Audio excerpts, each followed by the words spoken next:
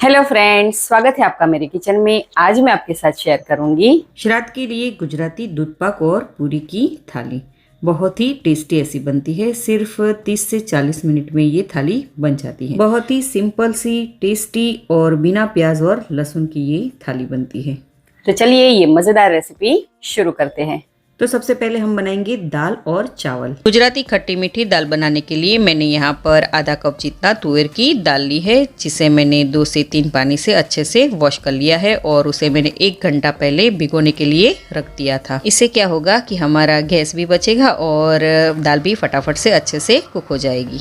तो दाल हमारी अच्छे से सोख हो गई है। अब उसमें से हम सारा पानी निकाल लेते हैं और इसे हम प्रेशर कुकर में ऐड कर लेते हैं।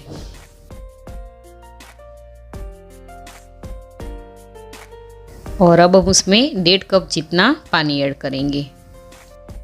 साथ ही में हम आधी टीस्पून जितना हल्दी पाउडर ऐड करेंगे और अच्छे से मिक्स कर लेते हैं।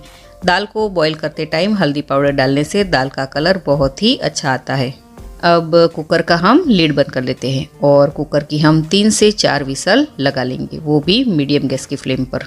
जब तक हमारी दाल बॉईल होती है तब तक हम चावल बना लेते हैं। खिले खिले चावल बनाने के लिए मैंने यहाँ आधा कप जितना बासमती चावल लिया है।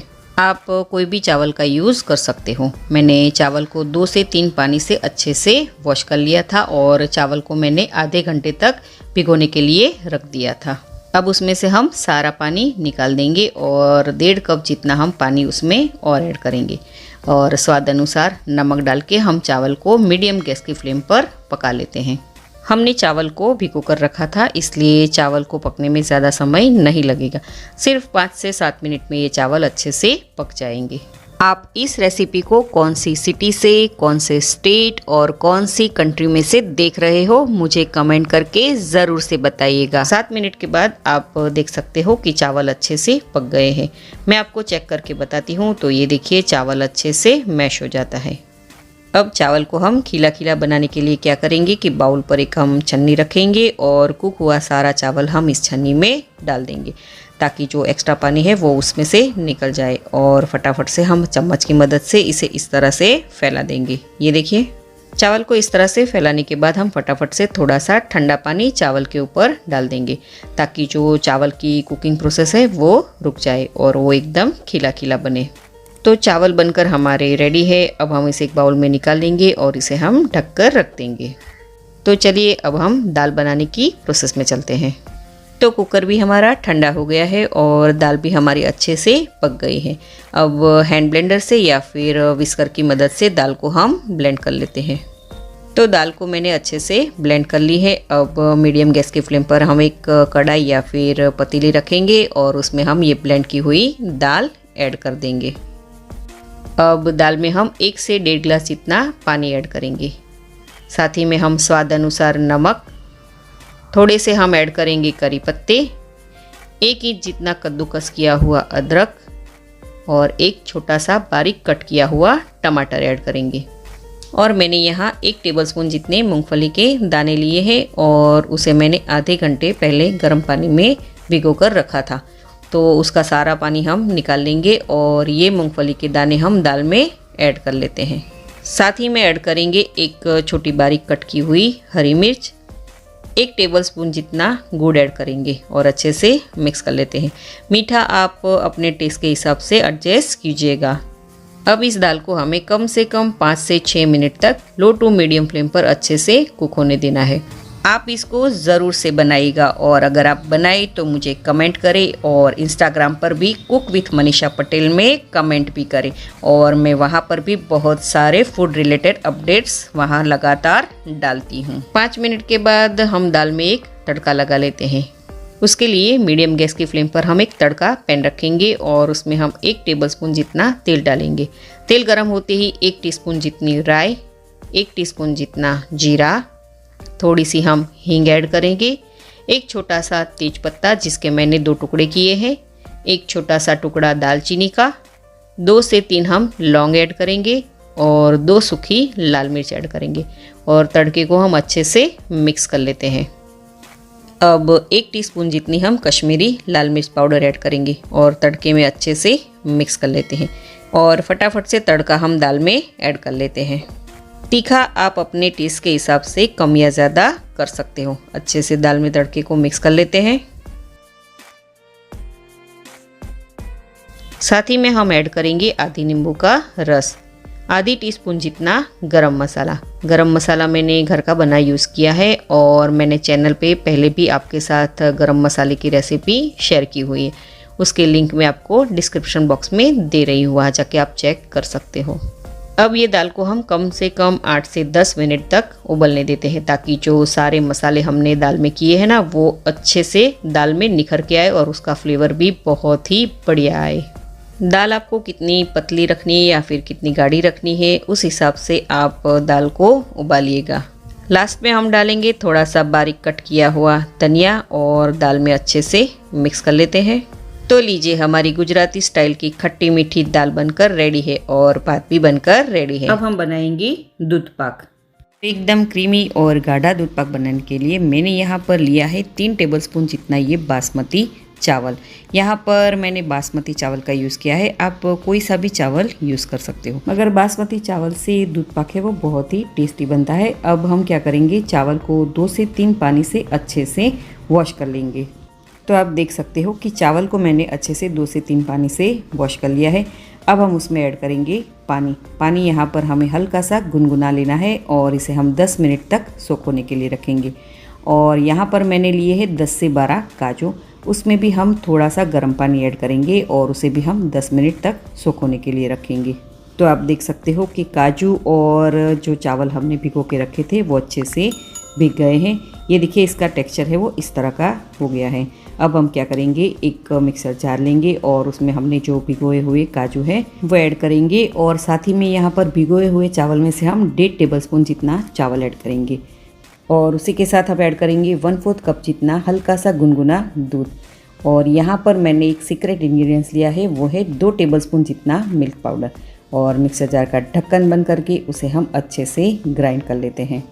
तो आप देख सकते हो कि सारी चीज़ें हैं वो मैंने अच्छे से ग्राइंड कर ली है और इस तरह का टेक्सचर आया है, इतना थिक आया है, इससे दूध पाक है वो गाढ़ा बनेगा।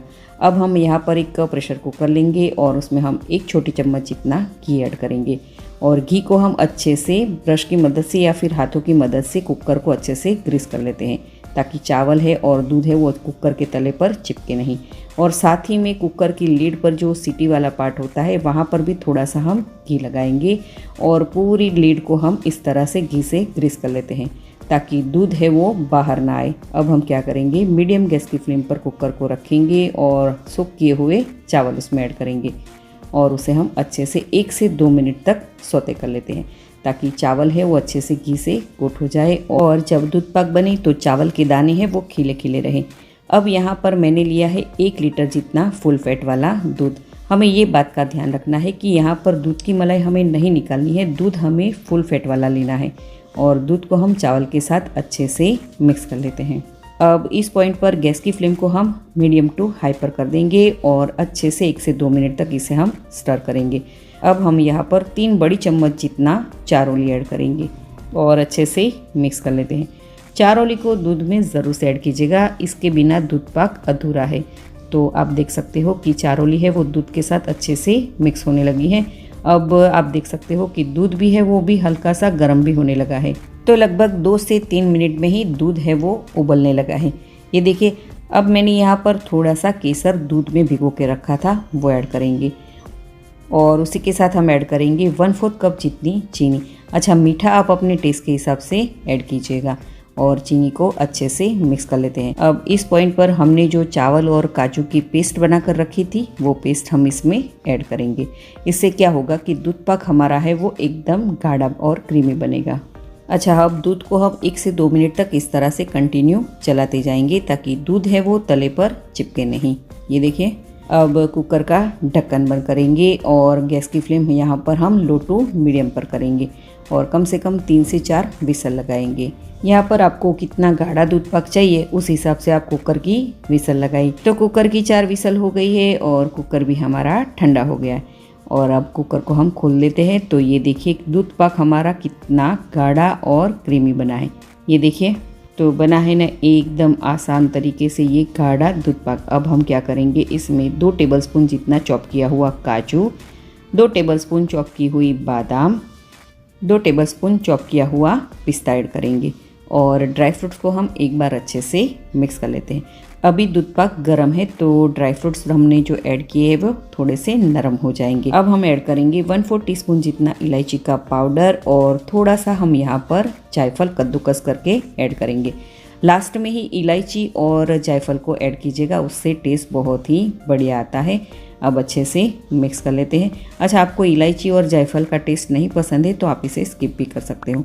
तो ये देखिए हमारा क्रीमी और गाढ़ा दूध पाक बनकर रेडी हो गया है। अब दूध पाक को हम बाउल में निकाल लेंगे और दूध पाक को हम फ्रिज में 1 से 2 घंटे तक ठंडा होने के लिए रखेंगे। तो लगभग 2 घंटे हो गए हैं और दूध पाक भी हमारा एकदम ठंडा हो गया है। अब हम बनाएंगे आलू की सब्जी।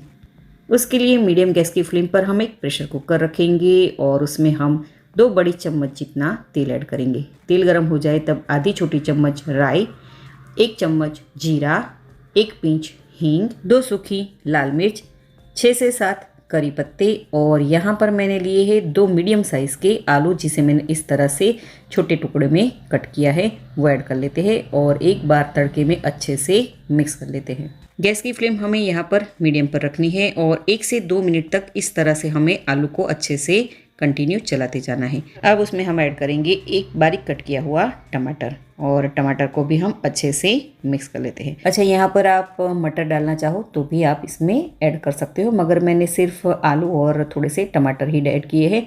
अब हम इसमें ऐड करेंगे स्वाद अनुसार नमक, 1 बड़ी चम्मच लाल मिर्च पाउडर, आधी छोटी चम्मच हल्दी पाउडर, 1 बड़ी चम्मच धनिया जीरा पाउडर ऐड करेंगे और अच्छे से मिक्स कर लेते हैं। इस सब्ज़ी में हमें सिंपल से ही ये मसाले यूज़ करने हैं और मसालों को हम आलू के साथ अच्छे से मिक्स कर लेते हैं। जब मसाले अच्छे से आलू में मिक्स हो जाए तब हम यहाँ पर आधा कप जितना पानी ऐड करेंगे और एक बार अच्छे से मिक्स कर लेते हैं। अच्छा, यहाँ पर आपको आलू की सब्ज़ी थोड़ी सी मीठी पसंद हो तो आप उसमें गुड़ या फिर चीनी भी ऐड कर सकते हो। अब कुकर का लीड बंद कर लेते हैं और मीडियम गैस की फ्लेम पर कुकर की हम 4 विसल लगाएंगे। जब तक आलू की सब्ज़ी बनकर रेडी होती है तब तक हम पत्ता गोभी का संभारा बना लेते हैं। उसके लिए मीडियम गैस की फ्लेम पर हम एक कढ़ाई रखेंगे और उसमें हम 1 बड़ी चम्मच जितना तेल ऐड करेंगे। तेल गर्म हो जाए तब उसमें हम 1/4 टीस्पून जितनी राई, आधी छोटी चम्मच जीरा और यहाँ पर मैंने 3 कम तीखी वाली हरी मिर्च के इस तरह के टुकड़े लिए हैं, वो ऐड कर लेते हैं और उसे हम तेल में अच्छे से सौते कर लेते हैं। अच्छा, यहाँ पर हरी मिर्च आप अपने टेस्ट के हिसाब से ऐड कीजिएगा। तो हरी मिर्च अच्छे से सौते हो गई है। अब मैंने यहाँ पर 2 कप जितनी इस तरह से चॉप की हुई पत्ता गोभी ली है, वो ऐड कर लेते हैं। अब गैस की फ्लेम हम मीडियम टू हाई पर रखेंगे और इस संभारे को हमें ओवर कुक नहीं करना है, बस हल्का सा इस तरह से हमें चलाते जाना है और 1 से 2 मिनट तक इसे हमें सौते कर लेना है। तो लगभग 2 मिनट हो गए हैं। अब हम उसमें कुछ मसाले कर लेते हैं। स्वाद अनुसार नमक, आधी छोटी चम्मच हल्दी पाउडर ऐड करेंगे और अच्छे से मिक्स कर लेते हैं। बस यहाँ पर हमें ज़्यादा मसाले नहीं ऐड करने हैं, सिर्फ हल्दी पाउडर और नमक ही ऐड करना है और इसे हमें ओवर कुक भी नहीं करना है। इसका क्रंची टेस्ट है वो बहुत ही अच्छा लगता है। तो ये संभारा सिर्फ 3 से 4 मिनट में बन जाता है। अब ऊपर से हम थोड़ी सी बारीक चॉप किया हुआ हरा धनिया ऐड करेंगे और थोड़ा सा नींबू का रस भी ऐड कर लेते हैं और अच्छे से मिक्स कर लेते हैं। अब इस पॉइंट पर हम गैस की फ्लेम को बंद कर लेते हैं। तो लीजिए हमारा संभारा बनकर रेडी हो गया है। अब हम आलू की सब्ज़ी को चेक कर लेते हैं। तो कुकर भी ठंडा हो गया है और अब हम इसे चेक कर लेते हैं कि आलू की सब्ज़ी हमारी बनकर रेडी हो गई है कि नहीं। तो ये देखिए सब्ज़ी हमारी बनकर रेडी हो गई है। अब थोड़े से हम आलू को इस तरह से मैश करेंगे ताकि जो उसकी ग्रेवी है वो थोड़ी सी थिक हो जाए। अब इस पॉइंट पर गैस को चालू करेंगे और थोड़ा सा हम बारीक कट किया हुआ हरा धनिया, थोड़ा सा हम गरम मसाला ऐड करेंगे और अच्छे से इन सारी चीज़ों को मिक्स कर लेते हैं। अब गैस को हम बंद कर लेंगे। तो लीजिए हमारी ये आलू की सब्ज़ी बनकर रेडी हो गई है। अब हम बनाएंगे मसाला पूरी। उसके लिए मिक्सिंग बाउल लेंगे और मैंने यहाँ पर 2 कप जितना गेहूं का आटा लिया है जिससे हम रोटी बनाते हैं वो। स्वाद अनुसार नमक ऐड करेंगे, आधी छोटी चम्मच हल्दी पाउडर, 1 छोटी चम्मच लाल मिर्च पाउडर, आधी छोटी चम्मच धनिया जीरा पाउडर, थोड़ी सी हम यहाँ पर कसूरी मेथी इस तरह से मसल कर ऐड करेंगे। कसूरी मेथी का टेस्ट बहुत ही अच्छा आता है मसाला पूरी में। अब 2 बड़ी चम्मच जितना हम यहाँ पर तेल ऐड करेंगे और तेल के मोहन को हम अच्छे से आटे में मिक्स कर लेते हैं। यहाँ पर थोड़ा सा तेल हमें ज़्यादा ऐड करना है ताकि पूरी हमारी अच्छे से सॉफ्ट बने। अब थोड़ा थोड़ा पानी हम ऐड करते जाएंगे और पूरी का हम आटा गूँथ लेंगे। यहाँ पर हमें न ज़्यादा सॉफ्ट और न ज़्यादा हार्ड ऐसा हमें आटा गूँथ लेना है। तो आप देख सकते हो कि पूरी का आटा मैंने गूँथ लिया है और इसका टेक्सचर हमें इस तरह का रखना है। ये देखिए, अब थोड़ा सा ऊपर से हम तेल ऐड करेंगे और 1 मिनट तक इसे हम अच्छे से मसल लेंगे ताकि ये आटा है वो हमारा अच्छे से सेट हो जाए। अब इसे हम कवर करके 10 मिनट तक इसे छोड़ देंगे। तो 10 मिनट हो गई है और आप देख सकते हो कि आटा है वो हमारा अच्छे से सेट हो गया है। अब फिर से हम 1 से 2 मिनट तक आटे को अच्छे से मसल लेते हैं। अब इसमें से हम छोटे छोटे लुए बनाएंगे। पहले हम थोड़ा थोड़ा पोर्शन लेंगे और इस तरह से हम उसके छोटे छोटे लुए बनाएंगे। आप इस रेसिपी को कौन सी सिटी से, कौन से स्टेट और कौन सी कंट्री में से देख रहे हो, मुझे कमेंट करके ज़रूर से बताइएगा। तो आप देख सकते हो कि मैंने सारे लुए बना लिए हैं। अब हम एक लुआ लेंगे और हम उसकी पूरियाँ बेल लेते हैं। ये देखिए, छोटी छोटी हमें यहाँ पर पूरी बनानी है और इस तरह से हमें सारी पूरियाँ बनाकर रेडी कर लेनी है। तो पूरी को फ्राई करने के लिए मैंने यहाँ पर मीडियम गैस की फ्लेम पर तेल को पहले से ही गर्म करने के लिए रख दिया था और तेल में समाए उतनी हमें पूरी ऐड करनी है और उसे हमें अच्छे से उलटते पुलटते फ्राई कर लेना है। तो ये देखिए, गोल्डन ब्राउन हमारी पूरियाँ हो गई है और हम इसे अब टिश्यू पेपर या फिर प्लेट में निकाल लेते हैं। तो ये देखिए, इस तरह से हमें सारी पूरियाँ बनाकर रेडी कर लेनी है। अब हम बनाएंगे मेथी के पकोड़े। जैसे नरम और टेस्टी मेथी के पकोड़े बनाने के लिए मैंने यहाँ पर 2 कप जितना बेसन लिया है और बेसन को मैंने अच्छे से छान लिया है ताकि उसमें बेसन की एक भी गुठलियाँ ना रहे और बेसन है वो थोड़ा सा हल्का हो जाए। और हाँ, बेसन है वो मैंने घर का पिसा हुआ लिया है, आप यहाँ पर पैकेट वाला बेसन भी यूज़ कर सकते हो। अब उसमें आधी टीस्पून जितनी दरदरी कुटी हुई काली मिर्च, अच्छा यहाँ पर आप साबुत काली मिर्च भी ऐड कर सकते हो। साथ ही में 1 टीस्पून जितना दरदरा कुटा हुआ सूखा धनिया, स्वाद अनुसार नमक, 1 पिंच जितनी हींग ऐड करेंगे और इन सारे मसाले को हम बेसन में अच्छे से मिक्स कर लेते हैं ताकि बेसन में मसाले है वो इक्वली मिक्स हो जाए। आप इस रेसिपी को कौन सी सिटी से, कौन से स्टेट और कौन सी कंट्री में से देख रहे हो, मुझे कमेंट करके ज़रूर से बताइएगा। अब मैंने यहाँ पर हल्का सा गुनगुना पानी लिया है, वो थोड़ा थोड़ा हम बेसन में ऐड करेंगे। यहाँ पर पानी आप हल्का सा गर्म ही यूज़ कीजिएगा और अब उंगली की मदद से हम इस तरह से बेसन को हल्के हल्के हाथों से पानी के साथ मिक्स करते जाएंगे। ये देखिए, ध्यान रहे बेसन को हमें एकदम से प्रेस करके नहीं मिक्स करना है, हल्के हल्के उंगलियों की मदद से इस तरह से हमें आटे को अच्छे से मिक्स कर लेना है। अगर ज़्यादा प्रेस करके आटा तैयार करोगे तो वो चिकना हो जाएगा और पकोड़ा खाने में बिल्कुल भी मज़ा नहीं आएगा। तो इस तरह का पकोड़े का बैटर बन के रेडी हो गया है। अब हम इसे 2 से 3 मिनट तक ऐसे ही छोड़ देंगे ताकि मसाले है वो आटे में अच्छे से सेट हो जाए। तो लगभग 3 मिनट हो गई है। अब हम उसमें 1/3 कप जितना बारीक कट किया हुआ हरा धनिया ऐड करेंगे। साथ ही में आधा कप जितनी बारीक चॉप की हुई हरी मेथी, जिसे मैंने अच्छे से वॉश करके काट लिया था, वो ऐड कर लेते हैं। 2 से 3 बारीक चॉप की हुई हरी मिर्च, अच्छा तीखा आप अपने टेस्ट के हिसाब से कम या ज़्यादा भी कर सकते हो। अब 1/4 टीस्पून जितना खाने का सोडा, 2 बड़ी चम्मच जितना गरम तेल ऐड कर लेते हैं और अब लास्ट में हम ऐड करेंगे 1 नींबू का रस। यहाँ पर आपको ऐसा लगेगा कि नींबू का रस ऐड करने से पकोड़ा है वो खट्टे हो जाएंगे, मगर ऐसा बिल्कुल भी नहीं होगा। नींबू से और सोडा से पकोड़े एकदम जालीदार और सॉफ्ट बनेंगे। अच्छा, मैंने यहाँ पर ये सारी चीज़ें मिक्स करते टाइम पानी ऐड नहीं किया है। अगर आपको ज़रूरत लगे तो हल्का सा पानी डालिएगा, मगर वो गर्म पानी ही डालिएगा। पकोड़े का बैटर बनकर रेडी हो गया है। अब इसे हम चेक कर लेते हैं कि वो परफेक्ट है कि नहीं। तो थोड़ा सा बैटर लेकर हम इसे प्लेट में इस तरह से रखेंगे। तो ये देखिए, बैटर है वो प्लेट में फैलाता नहीं है और इस तरह से स्टेबल रहता है। दैट मीन्स कि हमारा बैटर है वो परफेक्ट है। तो चलिए अब हम इसे फ्राई कर लेते हैं। उसके लिए मीडियम गैस की फ्लेम पर तेल को मैंने पहले से ही गर्म करने के लिए रख दिया था और तेल हमारा गर्म हुआ है कि नहीं वो चेक कर लेते हैं। तो थोड़ा सा बैटर डालने से वो तुरंत ही ऊपर आ जाता है। दैट मीन्स कि तेल है वो अच्छे से गर्म हो गया है। अब हम तेल में समाये उतने पकोड़े ऐड करेंगे और गैस की फ्लेम हमें मीडियम पर रखनी है। पकोड़े तेल में डालने के बाद कुछ सेकंड तक हमें इस तरह से उसे सेट होने के लिए छोड़ देना है। जब पकोड़े तेल में अच्छे से सेट हो जाए तब बाद में हम उसे अच्छे से फ्राई कर लेंगे। अच्छा, यहाँ पर हाई गैस की फ्लेम पर पकोड़े फ्राई करोगे तो बाहर से पकोड़े जल जाएंगे और अंदर से वो कच्चे रह जाएंगे। और लो गैस की फ्लेम पर फ्राई करेंगे तो पकोड़े है वो तेल को ज़्यादा एब्सॉर्ब कर लेंगे। तो गैस की फ्लेम को हमें यहाँ पर मीडियम पर ही रखनी है, तो ये बात का खास ध्यान रहे। पकोड़े हमें तब तक फ्राई करने हैं जब तक तेल में हल्के से बबल्स कम हो जाए और उसका क्रिस्पी आवाज़ है, यानी कि पकोड़े का जो क्रिस्पी आवाज़ है वो जारे में ना आने लगे, तब तक हमें पकोड़े फ्राई करने हैं। तो लीजिए, हमारे मेथी के पकोड़े अच्छे से फ्राई होकर रेडी हो गए। अब हम इसे प्लेट में निकाल लेते हैं।